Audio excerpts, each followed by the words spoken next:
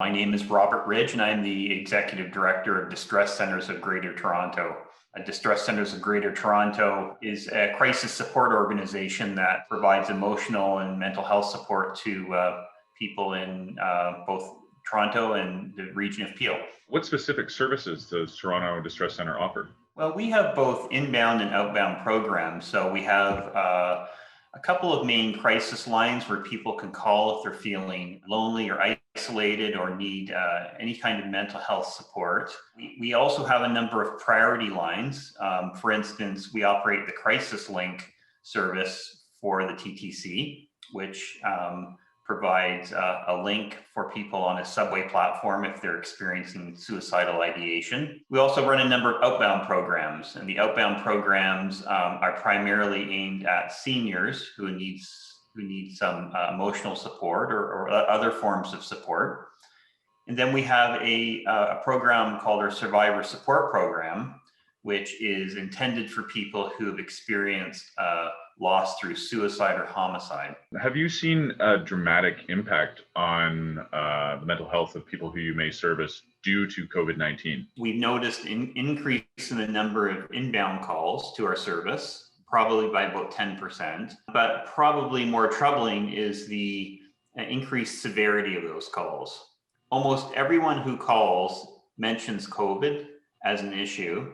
So for people who have had existing mental health conditions or have been isolated or felt lonely, COVID is only making their situation worse.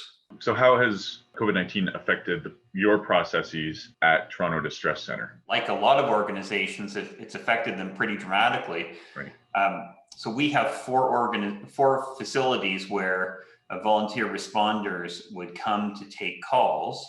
And prior to COVID, about 90% of our calls were taken at one of those four locations. The other 10% were taken remotely. COVID has completely flipped that. We made a shift to remote responding within a period of about 6 weeks. We moved all of our responders to basically work out of their homes. A charitable donation from an organization like CarHub Automotive Group, how would those funds be allotted? What we'll probably do with those funds is to use them to help support our remote responders. Mm-hmm. We've incurred quite significant costs this year, and we expect all through next year to equip our remote responders to take calls.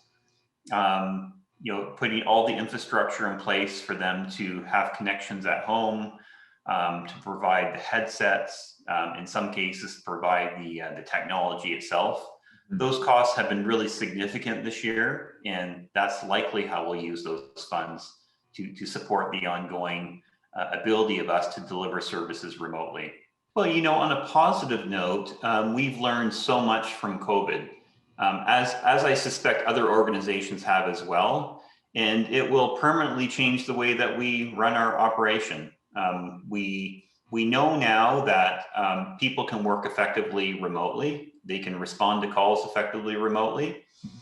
And by allowing more remote responders, we effectively increase our volunteer pool.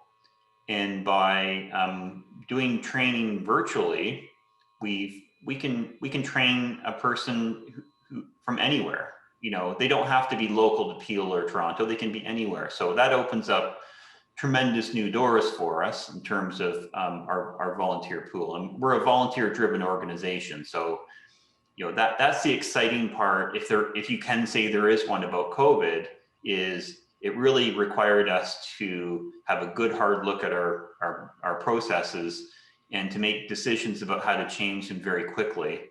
And that's given us the confidence to go into 2021 with new ways of working that I think are going to be more effective in the long run. We're really excited about that. I would just say that we're really so appreciative of the CarHub donation. That kind of support means so much to us, and it goes a long way.